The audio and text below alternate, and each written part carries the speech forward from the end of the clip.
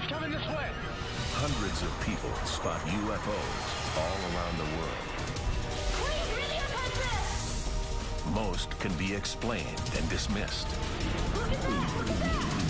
But remarkable videotaped evidence and credible eyewitness accounts of 3 recent sightings in Texas, Massachusetts, and Indiana prompt a thorough investigation with surprising conclusions. These people saw something.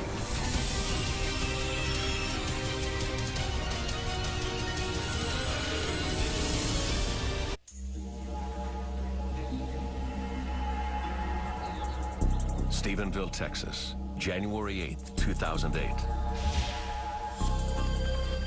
Businessman and private pilot Steve Allen is just outside of town when he spots something curious in the sky.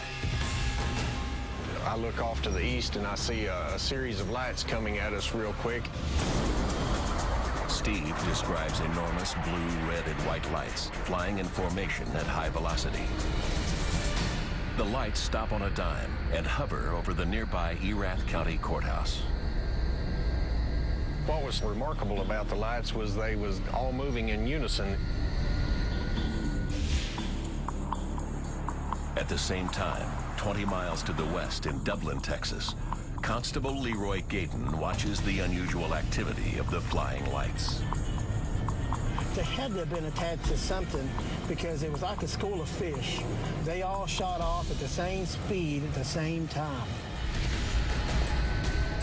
Steve Allen sees the bizarre lights move in the shape of an arc, then a line vertically.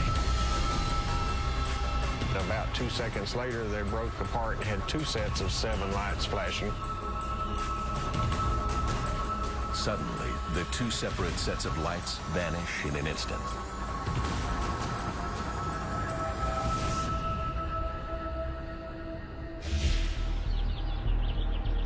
But there's a third credible witness, an Erath County police officer with over 20 years of service. He asks that his identity not be revealed. I was traveling on Highway 377 south loop through Stephenville, and I noticed some movement in the sky near the Erath County Courthouse. He watches a large 8-sided object with bright blue lights hover above the courthouse. The officer estimates the UFO to be approximately 600 feet long and 400 feet wide. He attempts to lock his patrol car radar gun on the craft to track its speed. I reached up, hit the switch, and got locked. For the radar gun to lock, the outgoing beam must hit a solid surface and be reflected back. To indicate his speed, the targeted object has to be moving. The rebound of the signal comes back into the unit off an object that I have pointed the radar at. It locked in very quickly. According to the officer, the radar gun shows the craft is moving at a steady 27 miles per hour. Then, the craft begins to maneuver. Here is when it started to do its 45-degree flying. The craft flies off at a low altitude, and the patrol officer loses it behind the tree. As it was pulling away, it accelerated up to 33 miles an hour. It was getting out of range of my radar, and that's when I lost the lock. Back on the east side of Stephenville, Steve Allen watches a set of lights coming back across the sky from the other end of town, with 2 F-16s on its tail. They was definitely in pursuit. Same heading, same course as whatever the other craft was. I think it appeared like they was just trying to stay with it or catch it, but they wasn't having much luck. The next morning, Steve Allen calls Angela Joyner, a reporter at the local Stephenville newspaper. Steve Allen said there were 2 F-16s chasing this thing that came over him. So there was a lot of talk about the military traffic. I started calling around different bases, trying to find out something. Angela contacts the nearby Naval Air Station Joint Reserve Base at Fort Worth, formerly Carswell Air Force Base. She speaks with the base public affairs officer. and he says, no, we didn't have any F-16s in the area. The public affairs officer gives Angela and the public the military's first explanation for the strange lights. They conclude they were caused by the sun reflecting off two commercial airliners flying at high altitude. I said, the reflection off of my shiny white ass is what it was. It wasn't no high-altitude jet airliners. Jet airliners usually don't have two F-16s chasing them at 1,000 foot above the ground. Word of the sighting spreads. And now, with national media asking questions, the NASJRB Public Affairs Office lays out a second explanation. About 2 weeks later, they sent out a press release, and it basically said, sorry, we made a mistake. We actually had 10 F-16s in your area from 6 to 8 p.m. on January the 8th. Why the complete reversal of the military's claim that there were no F-16s in the area at the time of the sightings? More questions and suspicions begin to rise. And it really made them angry. A lot of people felt that was put out as a cover-up. Did the witnesses in Erath County see just F-16s? The reflections of high-flying commercial airliners? Or something truly unexplained?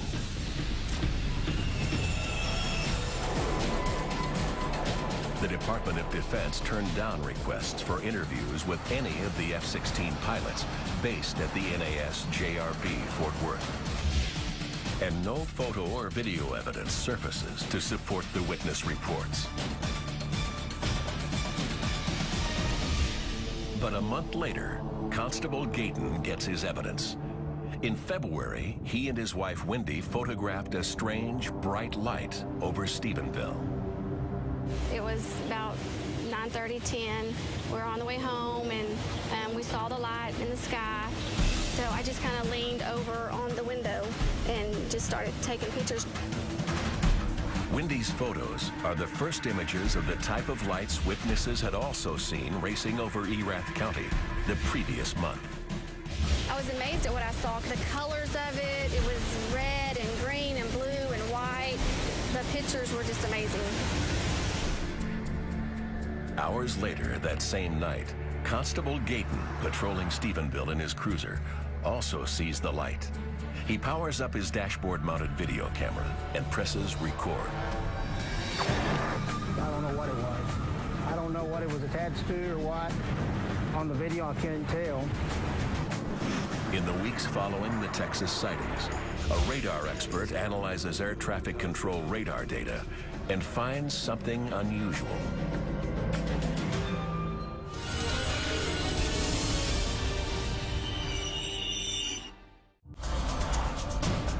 On January 8, 2008, dozens of Central Texas residents, including police officers, spotted strange objects maneuvering erratically in the night sky. Local military officials claimed that nothing more than fighter aircraft on routine training missions were in the air that night. But witnesses took the official explanation with a grain of salt. People felt that was put out as a cover-up. Without any video or photographic imagery to support the witnesses of the January 8th sighting, radar expert Glenn Schultz turns to the FAA. He files a Freedom of Information Act request for radar records of that night. His goal is to determine if anything out of the ordinary occurred in the night skies. Schultz breaks down the FAA radar data and constructs a 100-mile by 100-mile cube of airspace above Stephenville from ground level to 41,000 feet. Inside of that cube, I looked at every antenna return that fell inside of there. An antenna return appeared whenever the FAA radar antenna detected something in the sky. Analyzing those antenna returns, Schultz tracks the path of the 10 F-16 fighters that the military claims were in the area at the time of the sightings. Schultz's analysis confirms their story to a point. But Schultz also finds something else in the sky with those F-16s. 3 unknown objects flying together over Stephenville. They shared the characteristic of what I call erratic flight patterns. These targets would speed along at a fairly rapid speed, and then they would stop. For a 10 or 30-second period, we might have no forward motion of these unknowns, and then suddenly they would start moving again. And when they started moving, sometimes their speeds got up to several hundred miles per hour. Schultz's scrutiny of the FAA records reveals that the speed, location, and movement of these 3 unknowns corroborates what Steve Allen saw that night. The antenna return data shows 2 crafts flying away from the county courthouse, and a 3rd craft being chased by 2 F-16s minutes later. In my opinion, these 3 targets acting in such erratic speed profiles and where they were with regard to the Stephenville area and the time of night that they were present indicated to me that these unknown targets were responsible in part for what the eyewitnesses were seeing. Schultz's radar findings suggest the F-16s were on military exercises. But the data shows that when the jets finished their training mission and turned back toward their base at Carswell Field, they abruptly split up.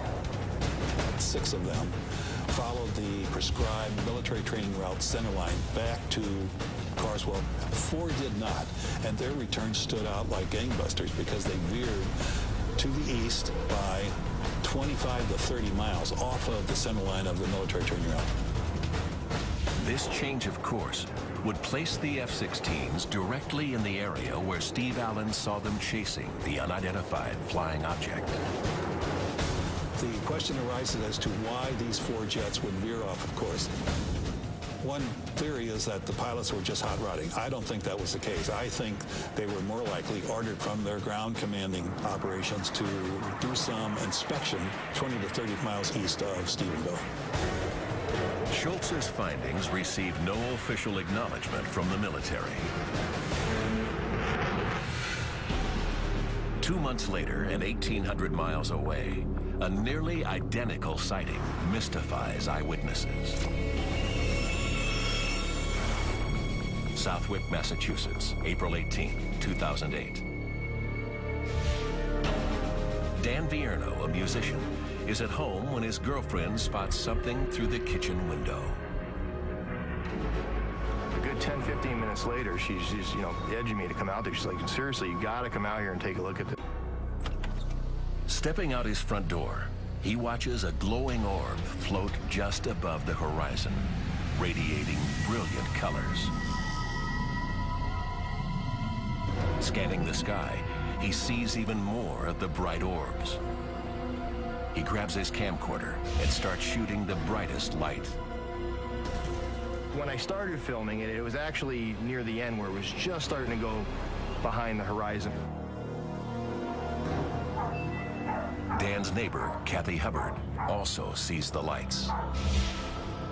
The longer we watched it, the more frightened we became, the more concerned we became, and we knew that it was real.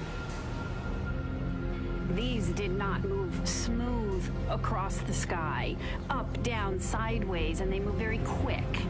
And they did come near each other numerous times and then go away again. Trail of the Stars. A 4th witness, Courtney Lynn Wilson Merrill, observes the same lights. There were 3 lights, but they were spread apart. There was one here, and then there was one right behind me, and then one in that direction. The lights in the sky didn't make any sort of noise. There weren't any military jets chasing it or anything. Courtney is a professional photographer, and she focuses her video camera on the brightest object. Were they in triangle formation? It started down here. Were they making patterns? Here. Yes, they were. She sets her camera for a short time exposure to better capture the light's erratic path. What I wanted to do is if it was moving, it would create a little light trail. This image records the light's path for 15 seconds. You see the object move slightly with the stars and then dip down, stop, and then move with the stars again. So you'd have the two trails and then the little stair step down. I first thought that it was a ship, that it was some sort of ship, whether aliens or extraterrestrials or military or whatever. It was definitely man-made. It wasn't anything natural. Like the earlier Texas incidents, air traffic control radar data could help investigators form a clearer picture of what happened in the skies above Southwick. But a request for radar records at the time of the sightings turns up nothing.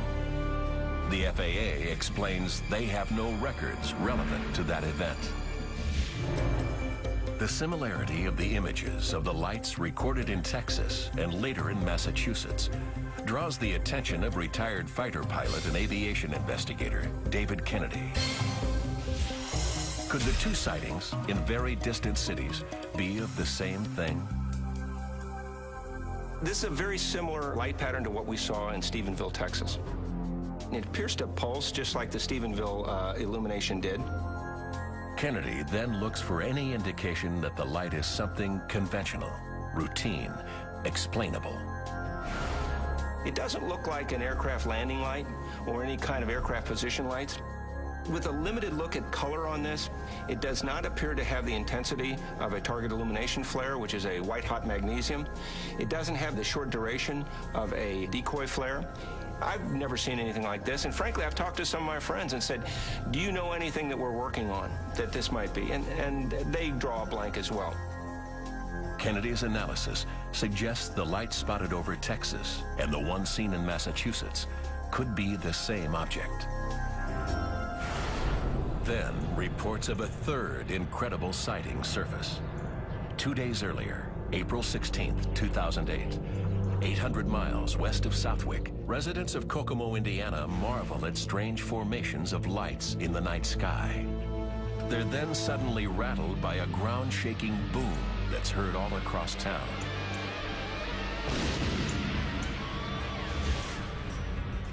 That night, Sergeant Richard Ferguson, a Howard County sheriff, is on duty near Kokomo. April 16th was not, it started out as a very normal, quiet day and turned into absolute chaos in a matter of minutes. It came right to our window. It's coming over the house right now, guys. It's coming this way. It was an absolute crazy night. 911. UFO's calling. I heard an explosion. Yeah. We've got officers trying to find it. Okay. Thank you. The Howard County 911 Emergency Call Center lights up with hundreds of calls. As I'm heading back toward town, we started getting more and more reports of this bright light in the sky and 4 other different colored lights around it. Kokomo residents armed with video cameras capture the mysterious images. You see it? Oh my gosh! What is that? Hank Bolger is a retired Howard County detective and an Air Force veteran.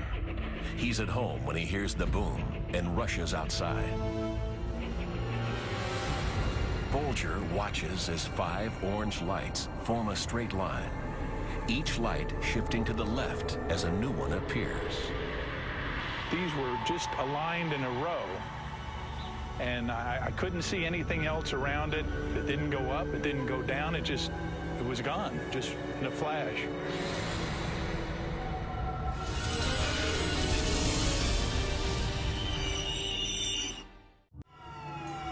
Sergeant Ferguson, getting reports from the 911 dispatchers, assumes the callers have seen a mid-air collision and explosion. He contacts the Indiana Air National Guard at Fort Wayne Airport and asks if any of their aircraft are flying in the area. I had to find out exactly what was going on. So when I talked to those folks up there, our tower's closed, all our planes are down, we don't have anybody up. Minutes after the boom, Dustin Cronkite sees something that contradicts what Sheriff Ferguson has just been told. I discovered that there were probably 14 to 16 airplanes, possibly jets, flying around in the same circular direction, which then got me to notice that there was a strange pattern of lights that were lighting up in the sky. Dustin reports seeing a bright strobing light shooting off intense colors. He photographs it.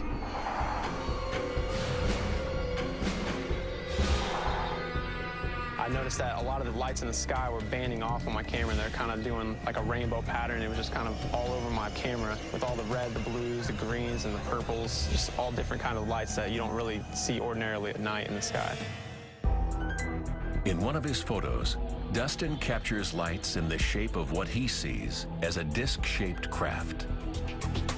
It was almost as if it was like a circular structure that was stationary in the sky that I'd photographed. Seconds later, the craft disappears. The lights vanish, and the sky is quiet again. But what remains is a puzzling record of photos, video images, and plenty of witnesses who heard a thunderously loud boom.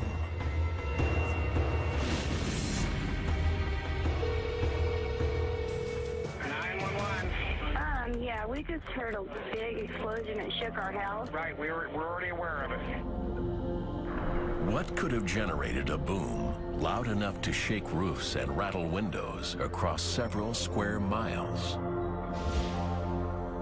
Sergeant Ferguson searched and found no evidence of a crash site, an impact crater, or an explosion. Perhaps the boom was caused by an aircraft flying supersonically and breaking the sound barrier. Or perhaps it was caused by something natural, such as a meteor. Coming up on the outskirts of Kokomo. It's a gorgeous day for flying. Glenn Means is a retired Air Force Special Operations aviator. He's searching for evidence that a meteor caused the lights and boom over Kokomo. If it was a meteor, it would have had to be fairly substantial for people from 2 counties away to hear it. And again, if it was a meteor and it exploded in midair, there would be a debris field, there would be holes in the ground, there would be holes in roofs and in cars. Glenn and his pilot scan the farm fields for any damage. So far, I'm not seeing any scarring, I'm not seeing any debris, I'm not seeing any holes in the ground. But then, Glenn sees something. 3, 2, 1, mark. Crater at 3 o'clock. I think we found it. Yep, there it is. Looks to be about 8 to 10 feet across, and I would say it's at least 8 feet deep, probably more since there's water in the base of the crater. Good job. Back on the ground, Glenn heads to the crater for a closer look. If it is a meteor crater, it's a major breakthrough. What we found out from talking with the farmer involved was that he has a broken drain tile. Unfortunately, it was not a crater caused by a meteorite or anything else falling from the sky. This undermines the meteor theory. Looking at the evidence that we have in this case, if a meteor did vaporize and explode and cause a boom over Kokomo, there's no evidence that we can find to support that. His findings are significant.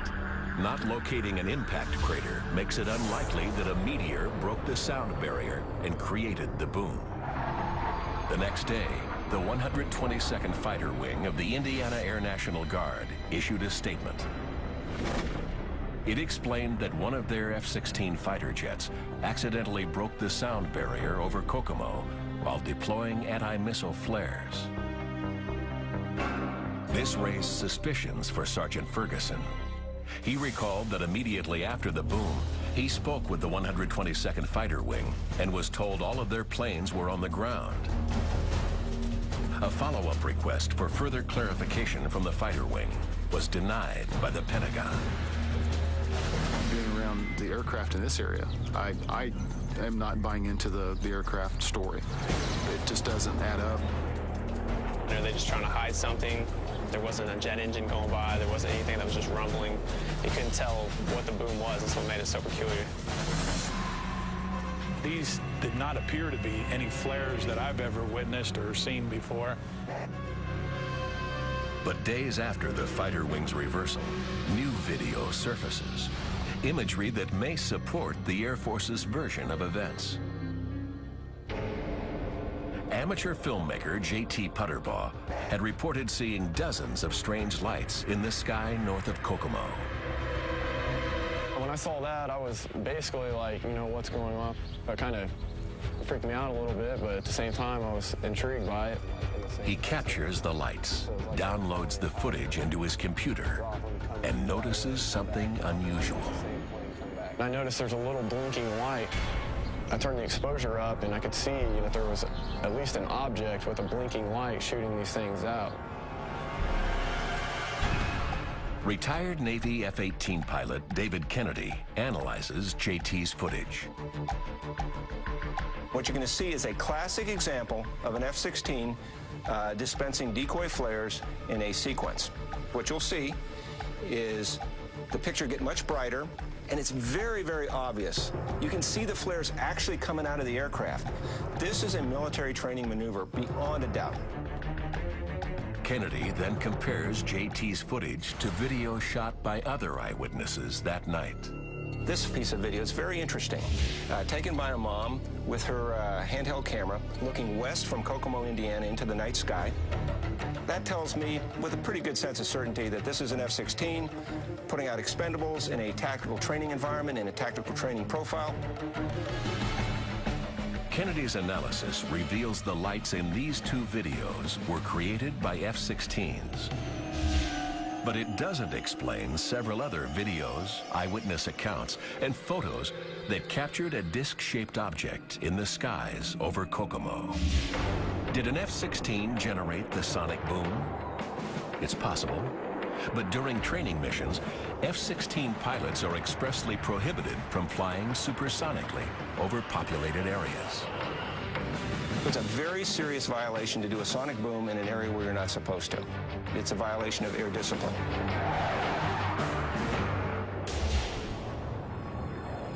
An aircraft flying supersonically above 761 miles per hour compresses the air around it so much it forms a shock wave. In addition to creating a loud boom, this shock wave can shake roofs, shatter windows, and damage structures. It was pretty loud. It was like it rumbled everything, but there was nothing after that. There wasn't a jet engine going by. You couldn't tell what the boom was. That's what made it so peculiar. It scared me. My house shook, my windows rattled, and it just really scared me. Glenn Means is a retired Air Force Special Operations aviator. We're standing at ground zero at Kokomo Boom. We've determined by talking to witnesses and doing triangulation that this is probably where the boom originated, overhead. Glenn estimates the boom was centered 5 miles southwest of Kokomo. This location is still several miles away from the Hilltop Military Operations Area, the only area where 122nd Fighter Wing F-16s are authorized to conduct training missions subsonically. Glenn and other investigators canvassed the adjacent area. They speak with 33 residents living within a square mile of the boom's epicenter. You just heard this huge boom, and you said you thought that a plane might have crashed? Right. Witness reports indicate the boom was several times louder than a normal F-16 sonic boom. An F-16 flying at Mach 1 would create a sonic boom around 140 decibels, about as loud as a gunshot at close range. But witness reports after the Kokomo boom describe a thunderous sound, so powerful it shakes roofs and almost breaks household windows. One witness claimed to have seen an F-16 in the sky at the time of the incident. But 9 of the witnesses claimed to have seen strange lights in the sky. Radar data obtained from the FAA shows several F-16s over Kokomo at the time of the boom. This data supports the military story. But the radar recordings also show an unidentified object flying in the airspace. This substantiates the eyewitness reports. Dustin Cronkite claims he saw several F-16s circling the disc-shaped craft just before it flew off at a high rate of speed and disappeared. This raises one key question. Did an F-16 produce the boom reported by witnesses and military officials? Or could it have been the disc-shaped craft Dustin reported seeing? Dr. Scott Miller is professor and chairman of aerospace engineering at Wichita State University and a fellow at the National Institute for Aviation Research. He's designed an experiment to determine whether a disc-shaped craft can generate a sonic boom louder than an F-16. Dr. Miller and his team will test two scale models in a supersonic wind tunnel. An F-16 like the ones flown by the 122nd Fighter Wing, and a disc-shaped craft similar to what Dustin Cronkite photographed in the skies over Kokomo. Using Schlieren imagery, observers can see how air of different densities flows around an object. Dr. Miller and his team will be able to see the shock waves the F-16 and the disc generate as they travel through the air at over twice the speed of sound. They'll be looking closely at the size of each craft's shock wave. The craft that generates the bigger shock wave will produce the louder sonic boom. 5, 4, 3, 2, 1.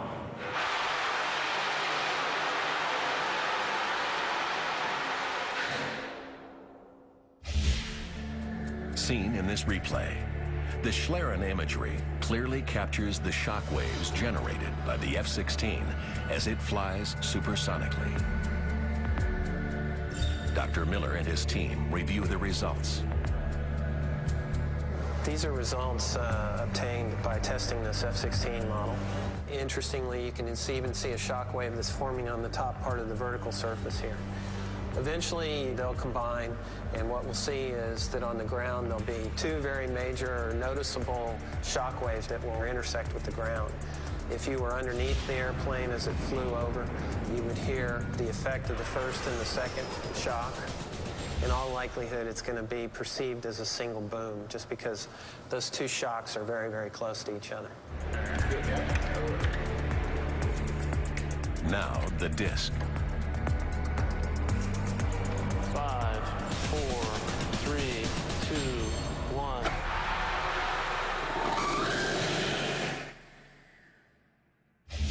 Actually, oh no, that's a good. Dr. Miller analyzes the images. Because see, we're getting a good.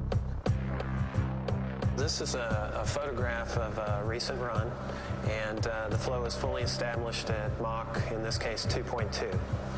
The most prominent shock wave you see is the one that's coming off of the nose. You see another small one that's coming off the little spherical surface that sits on the top of the disc. After reviewing the two shockwave profiles, Dr. Miller shares his findings.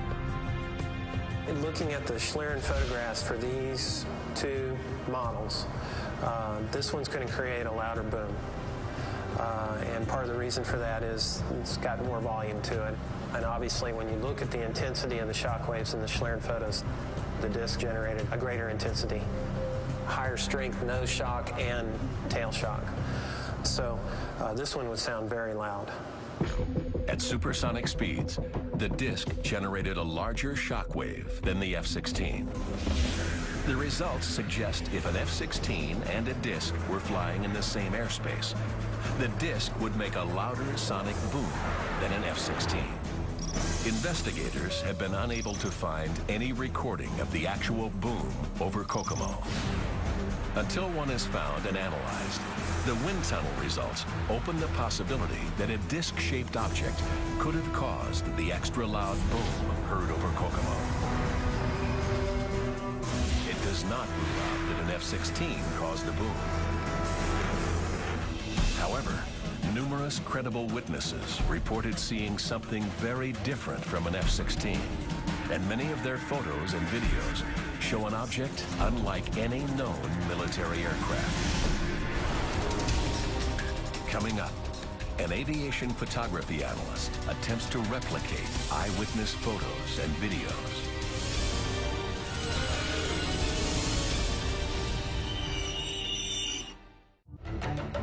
Early in 2008, strange flying lights and unknown craft mystified scores of witnesses in Texas, Massachusetts, and Indiana. A few managed to grab their cameras and photograph the fleeting objects. I noticed all the pictures had like just a band of lights that was just stretching all the way across the screen on my camera. I sort of came to my senses and said, oh, I have my camera with me, and that's when I started shooting. Could recording something routine like military or commercial aircraft have created these unusual images?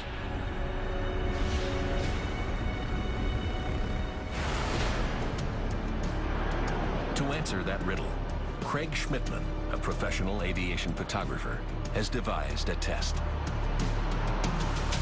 Craig has gathered the same type of cameras used by the witnesses. And from a vantage point at Los Angeles International Airport, he will be photographing approaching and departing aircraft.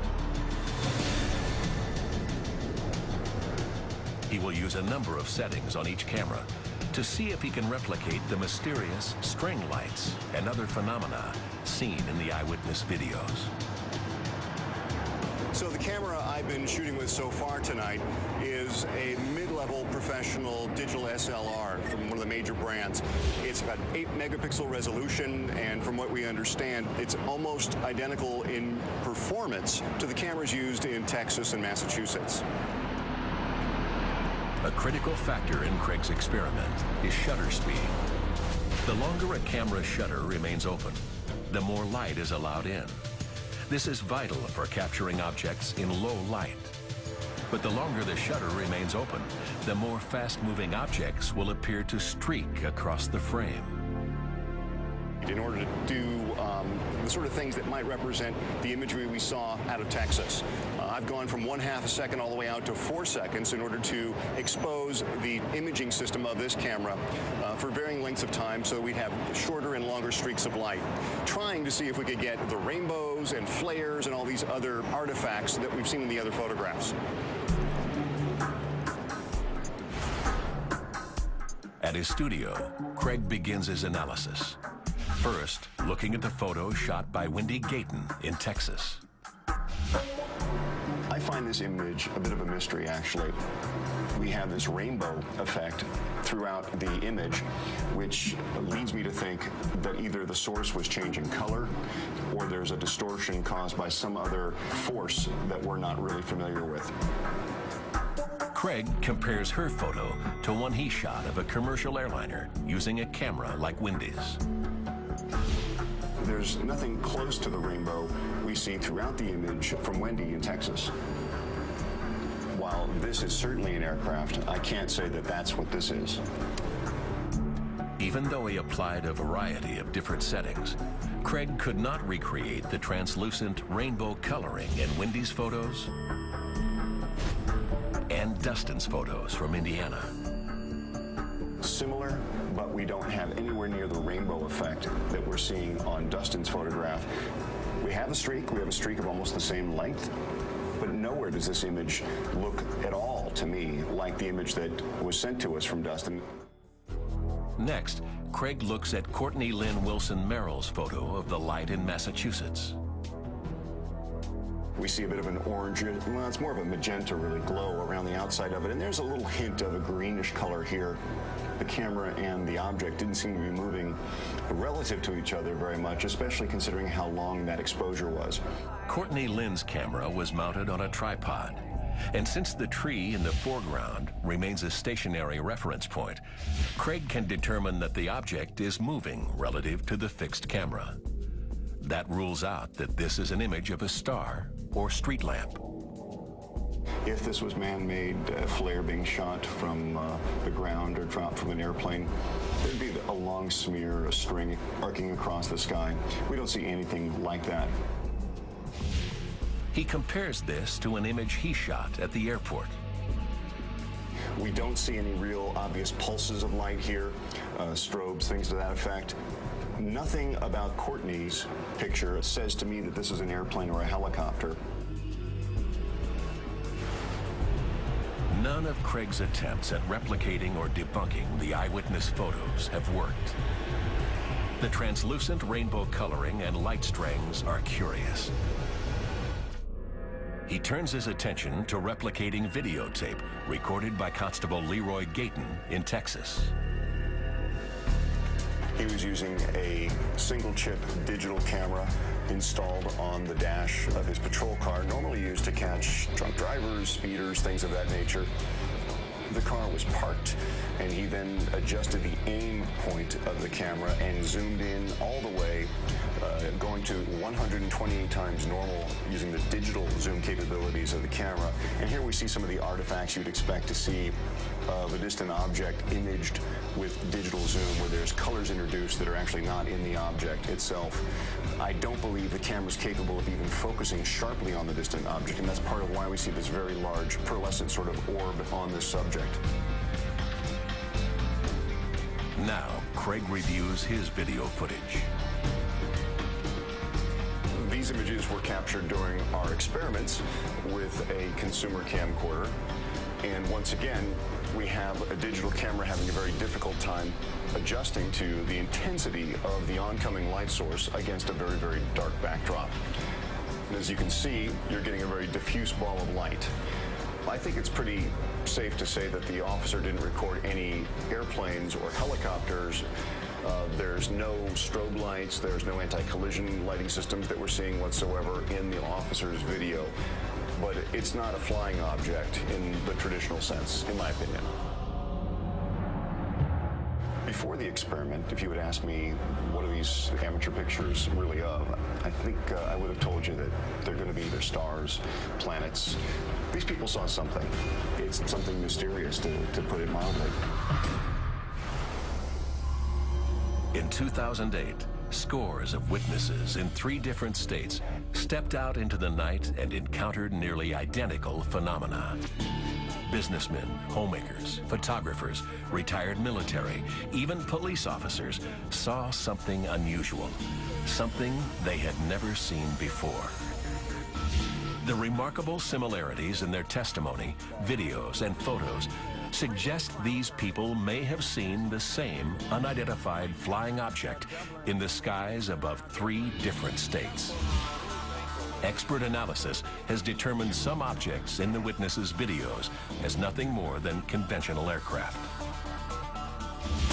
However, radar and photographic evidence, as well as supersonic wind tunnel test results, point to the possibility that something else was up there as well. For the witnesses, there are only questions. It wasn't a star, it wasn't anything natural. It was too mechanical looking. Are they trying to put on a show for us? Are they trying to say, here we are? My personal thought, it had to be something not from this planet. We just want to know what it is.